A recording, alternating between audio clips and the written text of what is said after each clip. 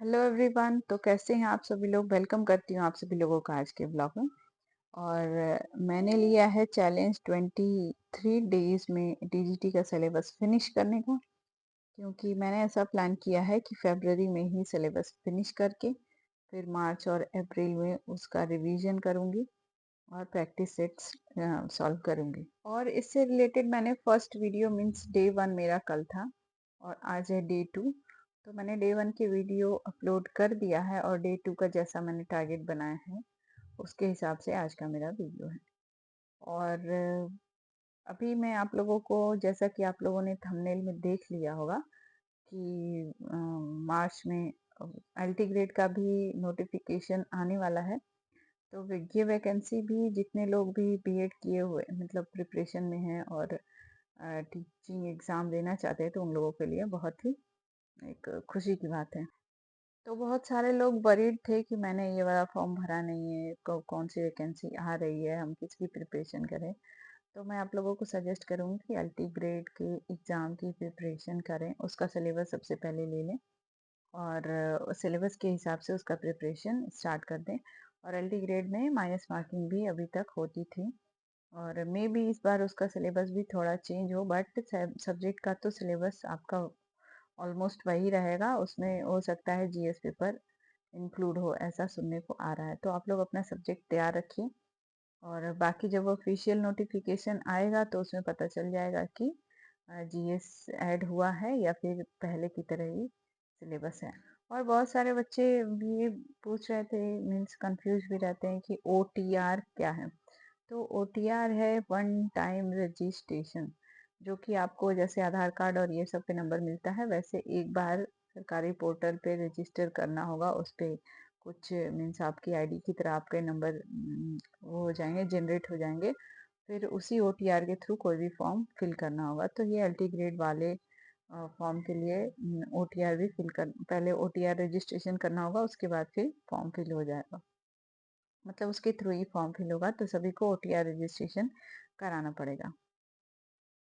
तो चलिए मैं आपको दिखा देती हूँ आज के मेरे टारगेट्स क्या क्या हैं और उसी के हिसाब से मैं आज फुल डे स्टडी करने वाली हूँ। तो ये हैं आज के टारगेट्स। ज्योग्राफी में है फॉरेस्ट और ड्रेनेज अपवाह तंत्र करना है और वन करना है। ये दोनों लेंदी मीन्स टॉपिक हैं, तो इन दोनों को करने में काफ़ी टाइम जाएगा। फिर इनकी मैप प्रैक्टिस भी करनी होगी।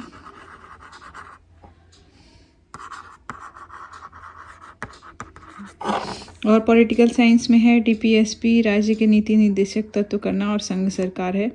इसमें और भी है, राष्ट्रपति है और संसद है। तो देखूंगी ये वाला टॉपिक पूरा आज कंप्लीट हो पाता है कि नहीं, संघ सरकार वाला, क्योंकि इसमें ये चैप्टर पड़ा है। और जो भी टॉपिक्स मेरे टारगेट में आज इंक्लूडेड हैं वो सारे ही लेंदी हैं, तो मुझे आज ज़्यादा सिटिंग देनी पड़ेगी और उन सारे टॉपिक्स को कंप्लीट करने के लिए। और इसमें पढ़ने वाली, जैसे कि हम कॉन्स्टिट्यूशन वाला पार्ट, संविधान वाला पढ़ रहे हैं, तो उसमें कई बार रिवीजन चाहिए होता है क्योंकि आर्टिकल्स भूल जाते हैं। तो उसे लिख लिख के फिर मैं उसको कई बार रिवाइज करती हूँ ताकि आर्टिकल्स भूले नहीं। और ज्योग्राफी में भी मैप प्रैक्टिस करनी थी, तो मैप प्रैक्टिस करना भी टाइम टेकिंग रहता है और उसे बार बार उसको भी रिवीजन देना होता है, तब जाके वो दिमाग में चीज़ें रहती हैं। नहीं तो डायरेक्ट एग्जाम में देखने पे पढ़ा हुआ भी लगता है, पढ़ी हुई चीज़ें भी गलत हो जाती हैं। तो इसलिए उसका रिवीजन करना बहुत इम्पोर्टेंट हो जाता है।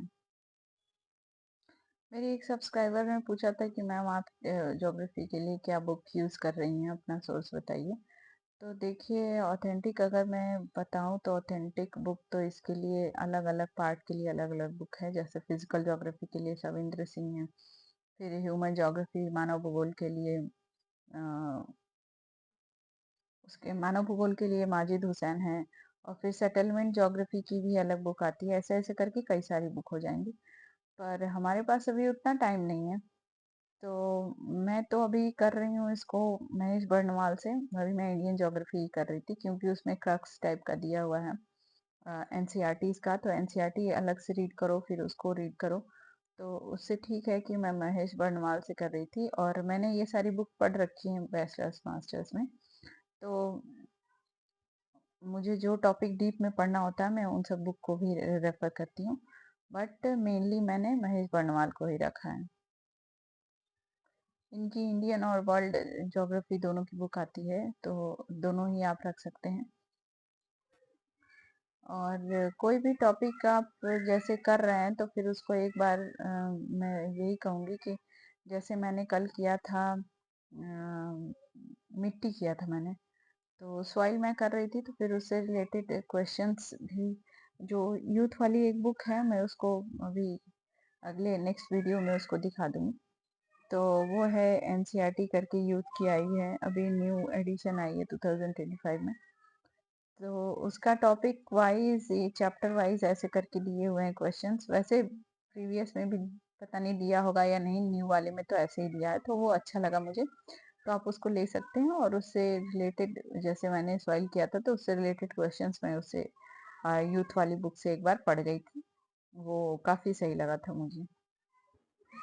और अब मेरे लिए एक बहुत बड़ा टास्क है, पढ़ना तो मैं मतलब अपने टारगेट्स कंप्लीट कर ले रही हूँ, बट सब कुछ मतलब नेक्स्ट डे के जैसे टारगेट्स कंप्लीट करने के साथ प्रीवियस रिवीजन बहुत ज़्यादा टाइम ले ले रहा है, तो चीज़ों को पहले रिवाइज करके फिर उसके बाद मैं नेक्स्ट डे का टारगेट स्टार्ट करती हूँ, इसीलिए ज़्यादा टाइम लग जाता है, अदरवाइज सारा पीछे का भूल जाएगा। और ऐसा न्यूज़ में आ रहा है कि यूपीएससी टीआरई 4.0 की भी वैकेंसी मार्च तक आ जाएगी, तो जो लोग उसकी प्रिपरेशन कर रहे हैं वो भी करते रहिए, उसमें भी अच्छा मौका है जॉब करने का।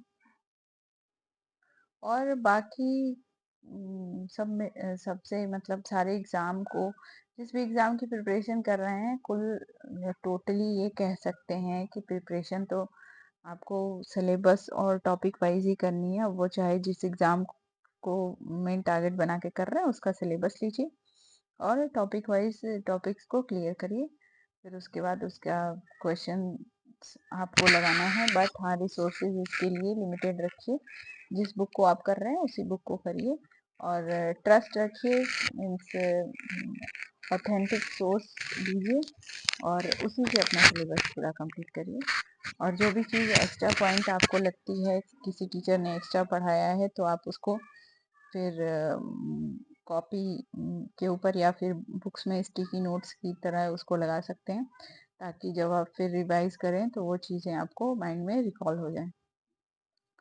तो चलिए आज के लिए इतना ही, फिर आप सभी से मिलते हैं कल। और आप लोग की प्रिपरेशन कहाँ तक पहुँची है कमेंट बॉक्स में ज़रूर शेयर करें। चलिए बाय बाय, टेक केयर।